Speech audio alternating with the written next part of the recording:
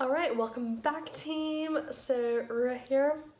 I don't know, for some reason today I just feel like chatting about life, and so that's what we're doing. I'm giving a life update and what's up, what am I experimenting with, what are some new habits that I've picked up. I also want to talk about my new internship that I just started a week ago, and we're going to start off by talking about kombucha because that's what I'm going to be drinking. I haven't tried this yet, so let me actually explain why on earth I even have kombucha, because I didn't even know that this existed until like 2 weeks ago, or a little bit above that, because someone talked about it and it's complicated. But anyways, I just tried this very recently and now I want more, and for a very specific reason. So let's get into that first. So I've been trying to use probiotics to combat my eczema, which if you've seen some of my previous videos, you know I'm trying to get rid of my eczema in a natural way, so without using steroids, because I really don't want to use steroids. I really feel like my skin is getting addicted to them, and it's not good for you. So I've been trying to use probiotics after using a humidifier, a bunch of different moisturizers, like different things that I read on Reddit. Reddit has been my best friend throughout this entire process. And so I actually came across one person who posted about how eczema might actually be a symptom of an unhealthy gut. And so apparently gut refers to your intestines. And I started looking into this and I was like, you know what, like I've tried almost everything. I might as well just try this too. And so very recently I got yogurt with probiotics in it, because I got 2 yogurt cans, tins, bobbers, whatever you call them.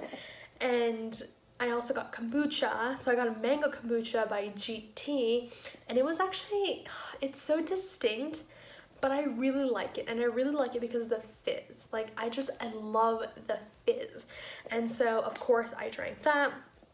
And so I actually made my first Costco run today, and I picked up some other kombucha. Now this is by another brand, Brew Doctor, I think, something like that. Anyways, and it's mixed kombucha, so there's Clear Mind, there's mango as well, which I've already tried but not from them, and then wild berry. So I wanted to try this one because it looked more along the lines of the original raw kombucha. I did realize that this one doesn't have black tea in it, which kind of sad because the GT one does have black tea, and I don't know, intuitively I feel like black tea is good for you, so I'm kind of sad there's no black tea in here, but let's try it out. Okay, let's go. Wait, I should probably shake it before. You're supposed to shake it or swirl it or something. Not shake it. I shake the first one very aggressively. Okay, let's try this now.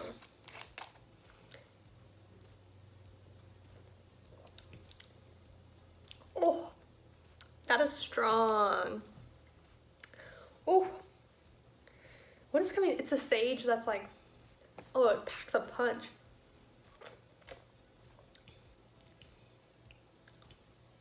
I still low-key like it though. I really like the mango one. This is still good. It's just, I told you, I really like the fizz. The fizz is so good. So, with that out of the way, without the probiotics, because that's part of the life update, and I'm actually seeing promising results. Like, I don't think you're able to see this on screen, but my eczema is, I think it's getting better. I hope it's not the placebo effect. I don't think it's the placebo effect, but my eczema does look better. So that's why I went out and got more kombucha in bulk, because I really think it was the kombucha that helped a lot. The probiotic yogurt is good too, but I really feel like it's the kombucha that's helping. So that's why I went out and got more.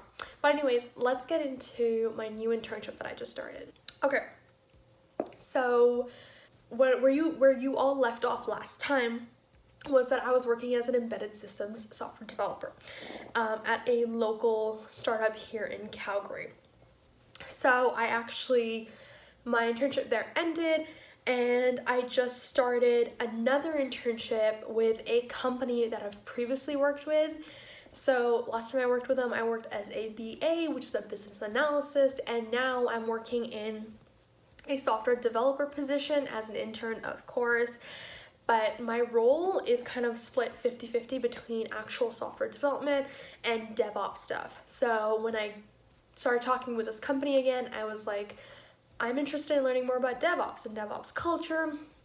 And so they're like, cool, like we need DevOps people. It would be awesome to make you a DevOps resource. So let's build you up into a DevOps resource. So eventually I think I'll go 100% DevOps, but that's kind of where I am right now. So as to how the week started off, I got some onboarding stuff. I spent the first day doing a bunch of onboarding forms and all of that jazz, and reading policy manuals and all of that kind of stuff. Oh, I like this a lot. Okay, anyways, like I was saying, so the first week, I spent some time onboarding the first day. The second day I got put on a project for software development, so I'm supporting the project as a software developer. And I spent the majority of the week actually learning the tech stack because if you know my background, I've done a lot of low-level development, so of course coming from embedded systems, but I haven't ever actually like built web applications or mobile applications or anything high level. And this is very high level, the project that I've been put on.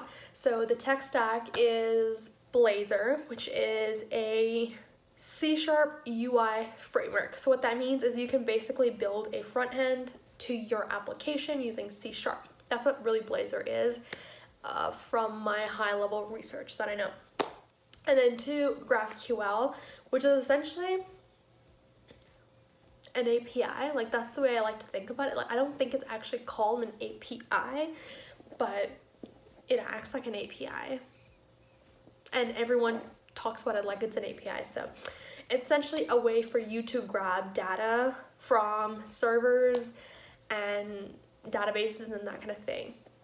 Well, server, see, right? Like, do you interchangeably use server and database? I'm not sure. This is what a newbie has to figure out. I also spent a lot of time like looking into web APIs. You know, why would you use Blazor over .NET Core and all that stuff? And mind you, I don't actually know a lot about this stuff. It's just stuff that popped along the way. I just researched into it. So it was pretty cool first week. The third thing that we're using in the tech stack is PostgreSQL. And so I looked into this a little bit, but it looked so similar to MySQL because for those of you who don't know, PostgreSQL is a database. Basically, it's a way for you to manage and store data. But I think the way that they differentiate from MySQL is that it allows objects, but I have no idea what that means, and I never even saw any tutorial videos where they demonstrated what that means. Whatever I saw was basically like MySQL, so hopefully I'm able to figure that out. But yeah, I spent the first week doing all of that onboarding stuff, and then I spoke with our tech lead, which we just got on the last day, because the dev team was a bit confused as to like next steps. Like, okay, what do we do next? Like, we can research all we want on the tech stack, but like, how do we actually get moving? And this is my first time doing software development, but I felt like we needed direction, right? And so thankfully we were able to allocate a tech lead to the project. And my God, such a good discussion yesterday or 2 days ago on Friday. So helpful. So I know what I'm doing next. I'm actually going to be looking into an API and playing around with it that we're going to be using. So that's pretty fun because I've never worked with APIs before. So it's going to be an exciting day tomorrow. Maybe I'll do an update on that. Like I tried using APIs or something. I don't know. But yeah, that's kind of how my first week went in terms of what work I did. Okay, so let's talk about the people. The people have honestly been just so great. They've been so helpful. And I have worked with this company before, which is the entire reason why I even connected with them again, because I really like the culture, and the people are just so smart and humble, and they just want to support your learning. And so I've been kind of like put into a team and welcomed and stuff, and so it's felt really nice to be, in that type of environment. Also, my project manager for the project that I'm on is super chill, but like she's also very on the ball, so that's pretty awesome too. And getting to see a project from the very beginning. So this is an absolutely new project that we're building for internal use, And so we just started as I got onto the project, and so I'm literally seeing how you start projects. So, you know, how do you set up resources in the beginning? How do you set up Azure? I got to do that last week. So how do you set up an Azure's resource group and Azure Devops? So this is like getting into like the DevOps stuff that they want me to become an expert in. So I've kind of done that last week, and that was super interesting too. It was a lot of fun because the IT director actually took me through Azure and gave me a super awesome rundown on Azure, and it was so helpful. So just like that, like people are willing to get on a call with you and just show you around and explain stuff to you. So I just really like the people, and I'm having a really great time so far. So okay, so that was my new internship. I also want to talk about some new habits that I picked up. So I recently decided that I want to spend more time learning about my religion, and so I've started the tafsir, and I'll explain what that is in a minute. And so I dedicate 15 minutes to reading that tafsir every day. I'm still kind of figuring out the schedule, but that's a new habit that I've picked up. So like I promised, a tafsir is basically, so for those of you who are not familiar with Islam, in Islam we have the Holy Quran, and that's like a holy book for Muslims, and I'm Muslim. So the Quran is in Arabic, and what you can do is have a direct translation of the Quran to English. Now that is called something, translation maybe. It's, from what I know, it's not tafsir. It may be, but from what I know, it's not tafsir. But tafsir is when you take that translation and then you add context to it. So what was going on when that part of the Quran was revealed? You know, what were the historical circumstances?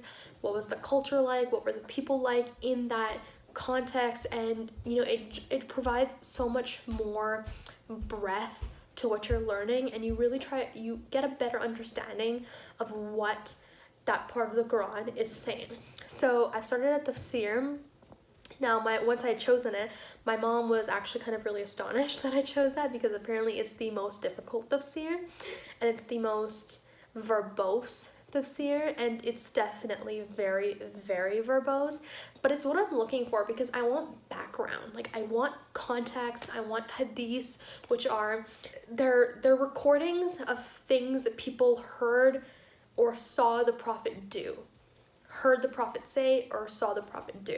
So the last prophet in Islam, Prophet Muhammad. So so it gives you all that context, and I really like that context, and so that's going well so far. I'm still trying to find my footing and understand how I want to do this, but at least I've started it, and I think you just need to get started sometimes, and I feel really good about just like getting started, putting my feet in the water, and it'll work out. Like, I'll find a way to optimize it for myself. So that's a new habit that I've picked up. So I also recently started this workout challenge. Now I have a subscription service, and they have workout challenges that they release every now and then using the recorded workout videos that they have. And I just needed some spice and someone to tell me what workout to do, because me choosing my workouts had gotten a bit bland, and I kept on gravitating towards those workouts that I really like. So I just wanted variety, and so I signed up for that. It's been a week. Okay, so my dad came down, a little short intermission, but what was I saying? Yes, I have stuck to it. I've done 6 workouts this week. I usually do 5. If you watch my 2021 systems, you know that 5 workouts a week was my goal. I've been going pretty strong on that, but I'll make an entirely different video talking about how my systems went at the end of the year. But the workout it's good. Like, I really enjoyed it. I've been doing some swaps, but it's like nice. It's nice. It's nice someone just being able to open up a PDF and just look up what workout you're supposed to do, or if you have a break in the middle of the week. So it's nice to break out of routine, so I'm doing that. I have done 1 week out of the 6 weeks, so there is still 5 weeks to go. So, you know, we'll see how the rest of the the program or challenge goes, because I'm definitely committed, but you know, things always come up and so on and so forth. So that's another habit that I picked up. I've also started using a humidifier for my eczema. Like I said, hasn't been a great help for my eczema, but it's really nice. And I think I sound really bougie right now. I feel like I sound very bougie right now. I'm actually very minimal when it comes to like lifestyle, but I started using all these things because I've been trying to experiment and troubleshoot my eczema, because you get flare-ups when something triggers your skin and your eczema. And so I've been kind of just like researching a ton on Reddit and just trying to try different things like bleach baths and colloidal oatmeal baths and that kind of thing. So that's where the humidifier came into play. But it is nice. It's nice to just have like a moist room, if that makes any sense. Humid is a better humidifier. It's better to have like a humid room, especially in Calgary's dry winter. And so it's just, yeah, that's been nice. That's a new habit that I picked up as well. I don't know how often I'm gonna do it, because it's just, I don't know, like it's nice, but it's also in the middle of my room and you have to constantly think about if the water tank is full or not. So that's a bit of a nuisance when you have more high impact goals and priorities. So yeah, we'll see how that goes. Speaking of eczema, okay, let's talk about this. I'm super excited to try kimchi. Now, like I was saying in the beginning of the video, like I'm trying to have probiotics and naturally, so not the supplements type of probiotics. And so apparently fermented food like kombucha, well, it's a drink, but fermented stuff is like really good and rich with probiotics. So I realized one of the people suggested trying kimchi because that's also fermented and it's like pickled. I don't know if it's fermented, but it's pickled. And so apparently it's also rich in probiotics. And I was like, I finally have a reason to try kimchi and actually go out and buy kimchi, because if you know me, then you know I'm absolutely obsessed with K-dramas. And so I've wanted to try kimchi for a while. I just haven't had a strong driving force to actually go out and buy kimchi and find where I can even buy kimchi. So I'm so excited to try it out. I'm gonna get it soon. So I'm gonna try out kimchi, see if that helps as well. 2 birds with 1 stone. You're mentioning K-dramas, girl. Let's talk about Squid Game. If you have not watched Squid Game, what are you doing? What are you doing? Now, I think you need to be very cognizant of the material you consume, but Squid Game, chef's kiss for me. Like, if you know me, you know that I'm someone who's really interested in, you know, discussing human behaviors, the human condition, the human nature. And so really understanding and delving into why humans do what they do in the situations that they are is something that's really interesting to me. And so Squid Game, like I said, chef's kiss for me. Like, it was, and on top of that, I love dystopian societies. Okay, I love dystopian societies. This is why I love books like The Cellist of Sari. It's not dystopian, but you know, it has kind of that vibe. So that's why I love The Cellist of Sarajevo. That's why I love 1984. That's why I love Animal Farm. You know, all these books. To Kill a Mockingbird, that's not dystopian, but it has that feel again. So Squid Game had like everything in it for me. And so if you haven't watched it, go watch it, because it's a good alternative to reading a dystopian novel. A good dystopian novel. It's a good alternative.